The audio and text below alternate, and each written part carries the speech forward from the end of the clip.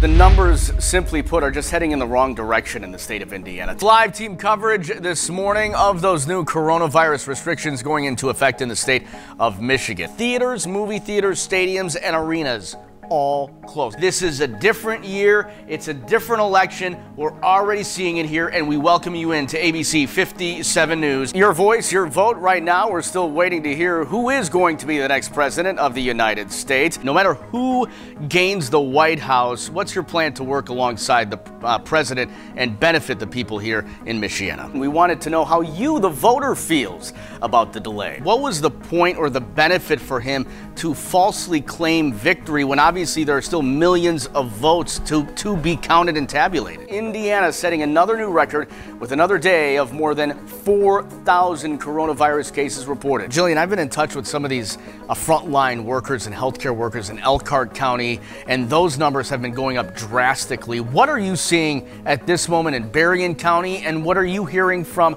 hospitals and frontline workers there? We want to give you a real-time look at what it's like out the door. So when you head out this morning, the flakes are still flying and it's bitterly cold. Let's take you on a little tour of Howard Park.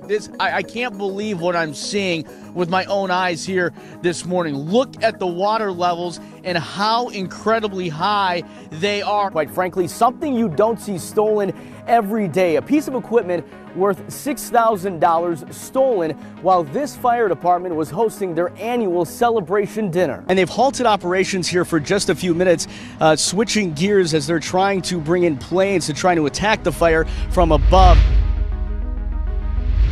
For his epic wins on the football field. The whole key is that you have to take it seriously, because I did everything I thought everything I was doing was right. Terry Hanratty, now 72, was about to enter the biggest fight of his life off of it.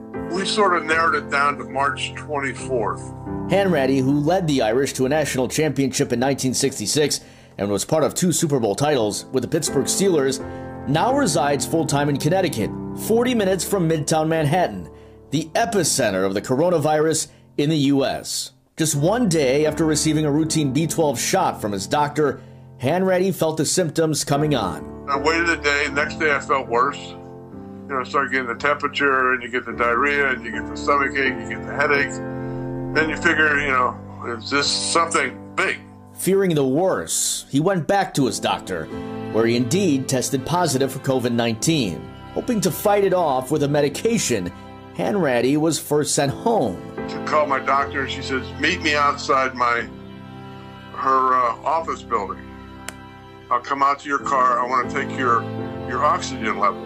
And it was so low, plus the temperature, she said, you're going to the hospital now. She called an ambulance right there. It came right to her parking lot. After spending 6 days in the hospital, he was transferred home in an ambulance.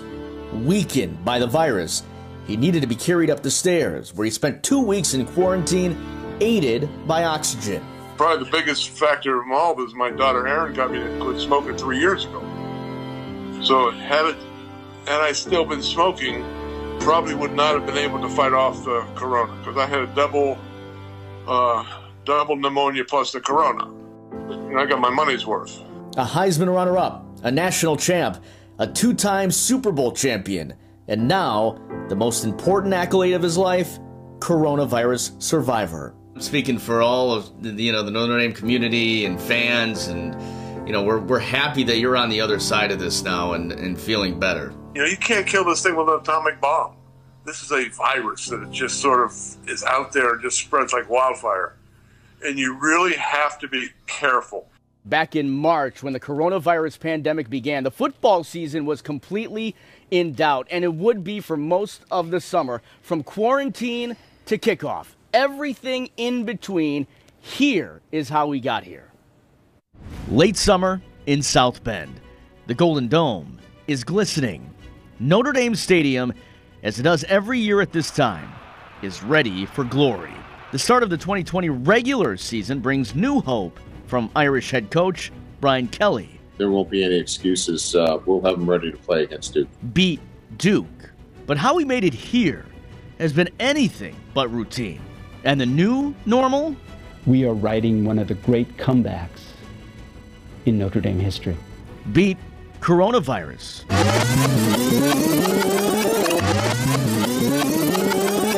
Will, you saw them taking the field today, a lot of excitement surrounding this team. That was March 5th, the first day of Notre Dame's spring practice. His development has been one that we're really pleased with. Less than a week later, Notre Dame canceled all face-to-face classes amid growing concerns over the spread of COVID-19. Happening right now, the ACC Tournament in Greensboro, North Carolina. For the first time since 1984, Notre Dame and Boston College will meet in the postseason. That would be the last time any Irish team would suit up for several months. The NBA's Rudy Gobert tests positive for the virus. All college basketball conference tournaments shut down. The university canceled the annual Blue Gold game, and Brian Kelly released a statement asking players to not return to campus until further notice. Welcome back to ABC 57 News, tracking the coronavirus. Right now, in the state of Indiana, there are more than 2,500 cases with 65 deaths. That number growing by 16 just from yesterday. Our focus, in part because there's no reason to have a different focus, is on moving forward toward it. We get more information every day. We can find ways to get through the most difficult times, and as long as we are disciplined and we stay on this course, we're going to get through this and we're going to learn from it.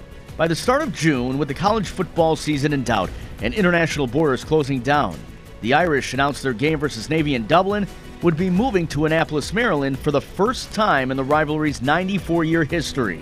June 19th, back on campus, players marched in honor of Juneteenth. Today is our 4th of July. It's our Independence Day. And may it always be recognized as such. 4 weeks after the death of George Floyd at the hands of Minneapolis police, the Irish standing together, united. As nationwide protests poured into the streets, the rise in coronavirus cases was relentless. We are trying to pursue the steps to have some stronger enforcement mechanism. The biggest fears of football fans coming true. The two will play at historic stadiums in those 2 seasons. One is Lambeau Field in Green Bay. The other here at historic Soldier Field in downtown Chicago. The long-awaited game between Notre Dame and Wisconsin at Lambeau canceled as the Big Ten announced an all-conference schedule.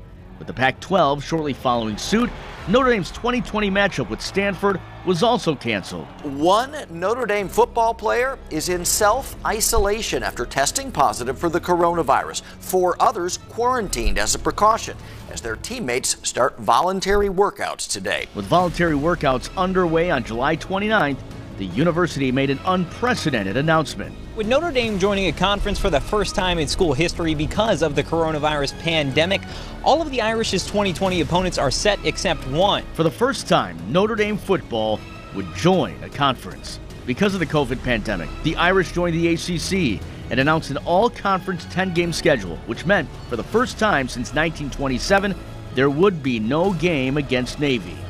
The game against Western Michigan would also be canceled, as the Mid-American Conference announced it would not be playing in the fall. As major conferences bowed out of the 2020 season. This is a difficult process, but it's one that we're committed to and one that our players are committed to, and enhanced testing has got to be part of this procedure as well. All right, training camp starts today at Notre Dame. Notre Dame remains steadfast in its mission to play football. Hashtag We Want to Play trending on Twitter. It was Hayes again, joined by Ian Book and Houston Griffith, showing leadership, spreading the message of unity, standing together. What's up, Irish Nation? This is Brock Wright, senior tight end from Cypress, Texas, heading out for practice day 1. Here we go. Go Irish. August 16th, the first day of fall camp. I've been doing it for 30 years. I feel like a first-year head coach. Less than a week later, For at least the next 2 weeks, we will move undergraduate classes to remote instruction, close public spaces on campus, and restrict residence halls to residents only. The spike in cases is very serious, and we must take serious steps to address it. In the wake of that 2-week hiatus, the football team would also cancel practice for 3 days, just 3 weeks before the home opener versus Duke. With a close eye on the Notre Dame coronavirus dashboard and safety measures in place, the numbers improved. And on August 28th, Father Jenkins addressed faculty, staff, and students one more time. We double our diligence in observing health protocols and commit to a rich semester of learning and growth. Together, we are writing one of the great comebacks in Notre Dame history. As summer turns to fall in South Bend, the Golden Dome is still glowing. Notre Dame Stadium, while only at 20% capacity, leaving tens of thousands of fans out, is ready for glory. Mask up, Notre Dame. Wear a mask. This is our new normal. I think it's a reasonable approach to try to keep the university community and the spectators safe. This is the start of the 2020 season. And while we're still battling COVID-19, the Irish can stand in unison one more time and finally say, there won't be any excuses. We'll have them ready to play against Duke. Beat Duke.